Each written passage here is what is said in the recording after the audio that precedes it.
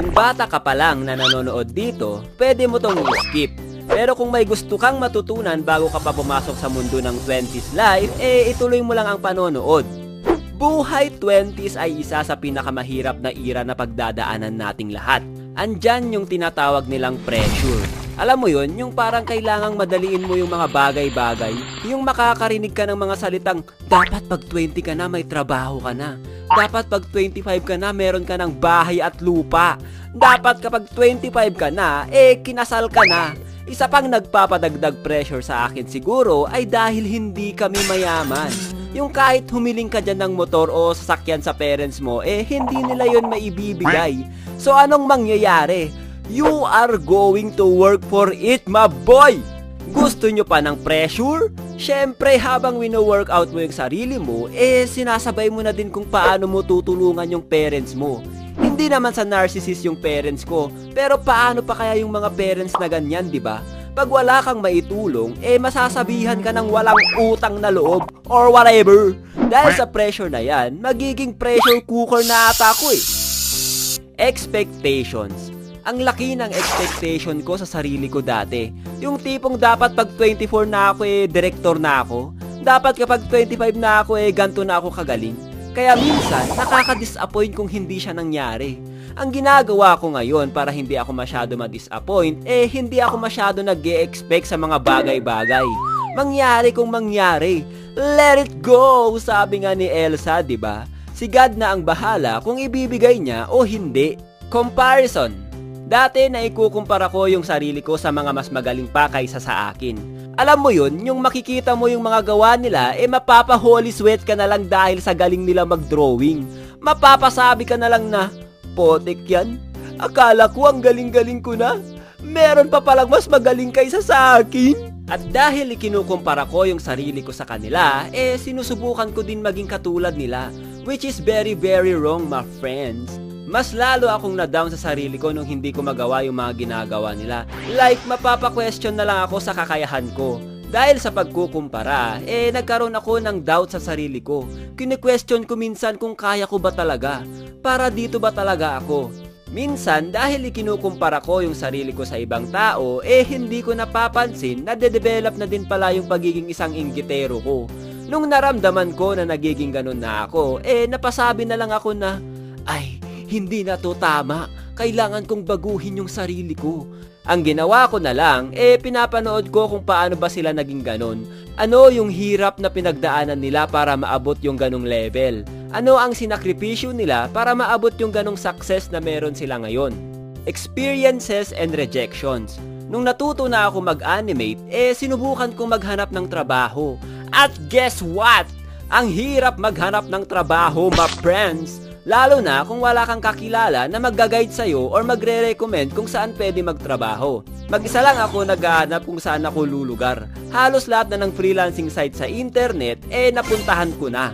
Yung ibang mga in-applyan ko, hindi nila ako tinatanggap dahil wala pa daw akong experience. Yung iba naman, hindi ako pumasa sa mga test nila. Kahit gaano kasi kaganda ang portfolio mo, kapag hindi pasok yung gawa mo sa gusto ng client, hindi ka nila tatanggapin. Na-experience ko na din yung hindi mabayaran at sobrang sakit, mga tolls. Alam mo yun, yung pinagpuyatan mo ng ilang araw tapos hindi ka pala mababayaran. Parang gusto mo na lang mag-gomono-gomono gatling gun sa ere. Anyway, kahit sobrang sakit, chinarge ko na lang as experience yung mga nangyari. At simula nung na-experience ko yun, naging wise na ako sa mga project na pinapasukan ko. Pero sa mga employer na nagbibigay ng project sa mga wala pang experience, mabuhay kayo! Grindset mindset. Naging ganito rin ako dati, lalo na nung nakahanap na ako ng trabaho. Parang double-edged sword to Naging focus ako sa pagtatrabaho dati, talagang humahataw ako sa pag-a-animate. Ang kagandahan sa gantong mindset, madami kang na-earn na pera. Madami kang nagagawa. Ang downside nga lang, nasasacrifice yung physical at mental health mo. Dito ka na rin magkakaroon ng mga unhealthy habit. Napabayaan ko din yung sarili ko dati. Nawalan ako ng oras sa sarili ko mag-exercise. Hindi katulad nung high school pa ako na halos everyday jogging. Nakaka-split pa nga ako dati Pero ngayon, kung gagawin ko ulit, parang mapupunit na yung singit ko. Dito na rin nagsimula masira yung body clock ko. hindi naging consistent yung oras ng pagtulog ko. Hanggang ngayon ata. Pero dati, sobrang lala talaga. Nagkaroon din ako ng lower back pain dahil sa kakagrind leche. Kaya ngayon, bumabawi talaga ako sa health ko. Gusto ko ulit maging physically fit. Sheesh! Dahil nga ata sa grind set mindset na to na-develop yung ugali ko na para bang gusto kong bilisan yung mga bagay-bagay na ginagawa ko. Kaya tinigil ko na yung mindset na to Baka ako patapusin ito. Burnout. Na-burnout din ako dati. Nawalan ako ng gana magtrabaho. Yung trabaho na hinihiling ko lang dati, hindi ko na kayang gawin. Hindi na ako makatagal sa trabaho na yun. Parang ginagawa ko na lang yung bagay na yun for the sake na may money ako. Kahit nag-earn ako ng pera, hindi ako naging masaya. Alam ko naman dapat na maging grateful pa rin ako kasi may trabaho ako. Pero sinasabi ng katawan ko na tama na. Napatanong ako sa sarili ko na hanggang dito na lang ba ako? Ganto ba magiging buhay ko hanggang pagtanda? Masaya naman ako na natupad yung pangarap ko maging animator. Pero nawala yung saya ko nung nagtrabaho na ako. Buti na lang, napanood ko yung content ni Kong TV, yung 90s anime, na curious ako kung ano yung ginagawa niyang pag-video-video. Hindi ko pa alam na content creation ang tawag doon. Pero nung napanood ko yun, nagningning ulit ang aking mga mata. Napasabi ako ng, "This is what I want to do, my friends." Pero that time, medyo nag-hesitate pa ako gawin yung pagiging isang content creator. Napaisip kasi ako kung ano ang may offer ko sa audience.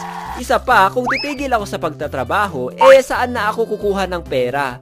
Hindi naman kaagad-agad magkakaroon ng pera sa paggawa ng content, di ba? Hindi guaranteed na magiging successful yung paggawa ko ng content. Ang risky kung bibitawan ko kaagad yung source of income ko. Purpose. Pinalipas ko muna ang 1 taon at doon na ako nag-decide na i-pursue yung pagiging isang content creator. Sinasabi ng utak ko na ito talaga yung gusto ko. Gusto kong gumawa ng content na magpapasaya sa mga tao. Something na mai-inspire yung mga tao pag napanood nila. Gusto kong gumawa ng content na masasabi kong ako ang gumawa niyan. Sinabi ko pa sa sarili ko na kahit abutin ng ilang taon bago ako mag 1K subscriber, okay lang. Basta tuloy-tuloy ako sa paggawa. Nagulat na lang ako na ganto na karami yung mga nanonood sa mga gawa ko kasama ang team. Habang sinusulat ko to, napasabi na lang ako na, buti hindi ako tumigil.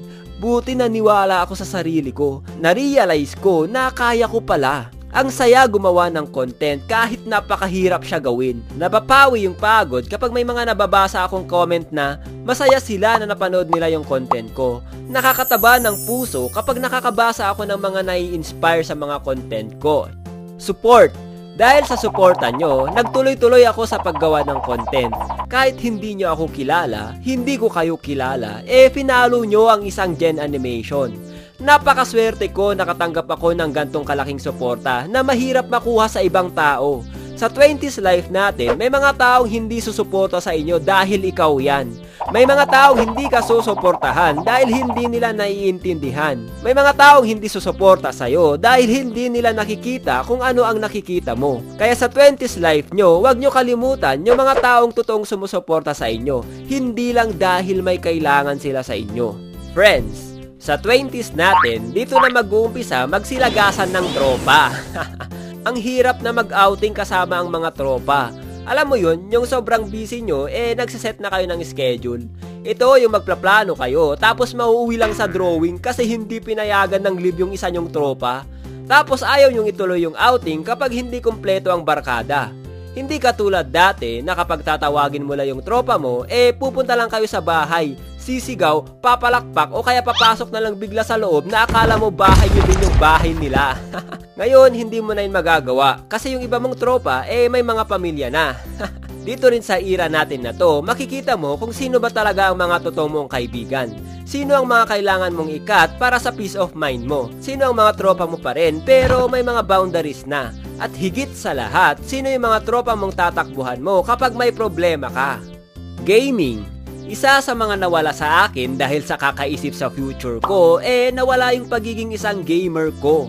Alam mo yun, nawala yung excitement ko sa paglalaro dahil may kailangan akong unahin. Kapag susubukan ko naman maglaro, may bubulong sa isip ko na, nagsasayang ka lang ng oras. Anong mapapala mo sa laro-laro na yan? May makukuha ka bang pera dyan? Kaya isa sa mga naging goal ko talaga, ma-achieve yung freedom na magawa mo yung gusto mo. Yung wala kang sinusunod na oras, malaya ka kung anong oras mo gusto matulog at gumising. Makakapaglaro ka at makakapag-travel ka saan man at anong oras mo gustuhin. Kaya hindi ko talaga naging priority ang 9 to 5 jobs. Iniiwasan ko talaga makapagtrabaho sa 9 to 5 dahil feeling ko hindi ko magagawa yung mga bagay na gusto kong gawin. Ayoko din ma-stuck sa sinasabi nilang rat race. Marami ding nakakatawa sa 20s life natin, tulad na lang na akala mo kaya mo na mabuhay mag-isa. Pero nung sinubukan mo, tatawagin mo pala yung mama mo para magpatulong sa mga kung ano-ano.